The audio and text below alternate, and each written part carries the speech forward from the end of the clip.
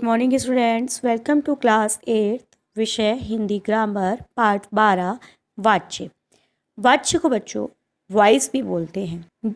वाच्य उस रचना को कहते हैं जिससे हमें यह ज्ञात होता है कि क्रिया को मूल रूप से चलाने वाला कर्ता है, कर्म है या कोई अन्य कारक।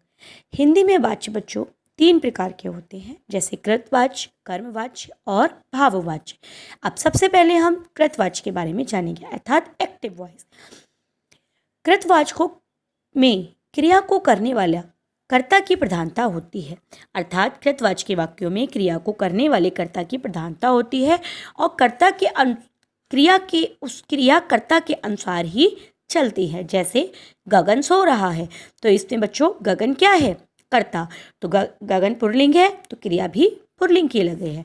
ऐसे ही शारदा पढ़ रही है तो शारदा क्या है? स्त्रीलिंग, और उसकी क्रिया भी पढ़ रही है स्त्रीलिंग की होगी। इन सभी वाक्यों में बच्चों क्रिया जो है वो कर्ता के अनुसार है, इसलिए यह वाक्य कृतवाच्य के उदाहरण हैं। अब देखिए बच्चों कर्मवाच्य अर्थात पैसिव वॉइस। कर्मवाच्य के वाक्यों में बच्चों कर्म की प्रधानता होती है, लेकिन कभी कभी कर्ता का लोप हो जाता है। जैसे आपका काम कर दिया गया है, यहाँ पर बच्चों कर्ता का लोप है, अर्थात कर्ता अदृश्य है। कर्ता के ना होने पर कर्ता के बाद से अथवा द्वारा का प्रयोग होता है। जैसे मुझसे यह चिट्ठी नहीं पढ़ी जाती या गोदान प्रेमचंद्र द्वारा लिखा गया है। तो बच्चों कर्मवाच्य के वाक्यों में क्रिया कर्ता के अनुसार ना होकर कर्म के अनुसार होती है और कृतवाच्य में क्रिया कर्ता के अनुसार लगाई जाती है। अब बच्चों भाववाच्य, जिस वाक्य में क्रिया का संबंध कर्ता और कर्म में से होकर ना होकर भाव से होता है उसे भाववाच्य कहते हैं। भाववाच्य में क्रिया हमेशा बच्चों पुल्लिंग, एक वचन तथा आक्रामक होती है। जैसे यहाँ सोया नहीं जाता या मुझसे पढ़ा नहीं जाता, तो यहाँ बच्चों भाववाच्य है। बच्चों कर्मवाच्य भाववाच्य जिन वाक्यों में कर्ता के बाद से का प्रयोग होता है वहाँ कर्ता के सामर्थ्य का अभाव रहता है, अर्थात कर्ता उस कार्य को नहीं कर सकता। ऐसे वाक्य हमेशा बच्चों नकारात्मक होते हैं, यानी कि नेगेटिव होते हैं। जैसे मुझसे कपड़ा नहीं धोया जाता या मुझसे चला नहीं जाता, लेकिन मुझसे कपड़ा धोया जाता है या मुझसे चला जाता है, इन वाक्यों का प्रयोग हमें अधिकतर नहीं मिलता। तो भाववाच्य में अधिकतर क्रियाएं जो हैं वो नेगेटिव होती हैं। भाववाच्य केवल बच्चों आक्रामक क्रियाओं के साथ ही संभव है, क्योंकि इसमें कर्म की स्थिति नहीं होती। भाववाच्य में क्रिया बच्चों हमेशा एक वचन, अन्य पुरुष यानी कि थर्ड पर्सन में और पुल्लिंग में होती है। अब देखिए बच्चों कृतवाच्य से कर्मवाच्य बनाना, इसके कुछ नियम होते हैं बच्चों। कर्ता के साथ लगे पर्सन को हटाकर उसके स्थान से द्वारा या के द्वारा का प्रयोग होता है। मुख्य क्रिया को समानता भूतकाल की क्रिया में बदलकर जाना क्रिया का उचित रूप से प्रयोग किया जाता है।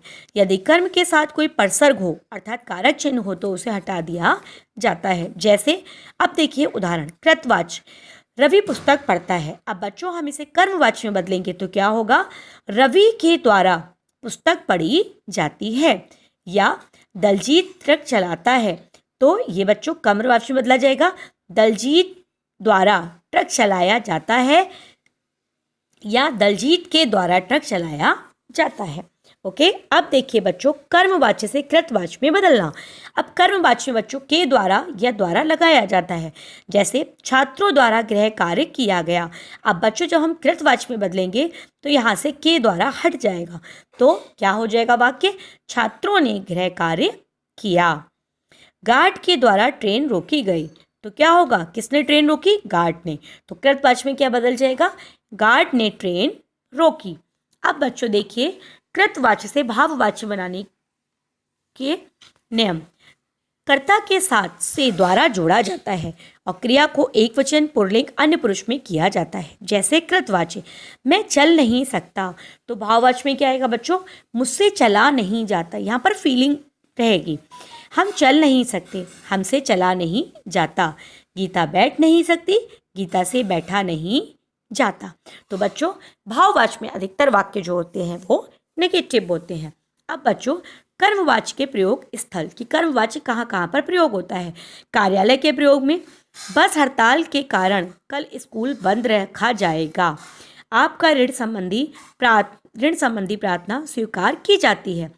वाक्य में कर्ता के ना रहने पर सड़क बना दी गई, प्रार्थना पत्र दिया जा चुका है।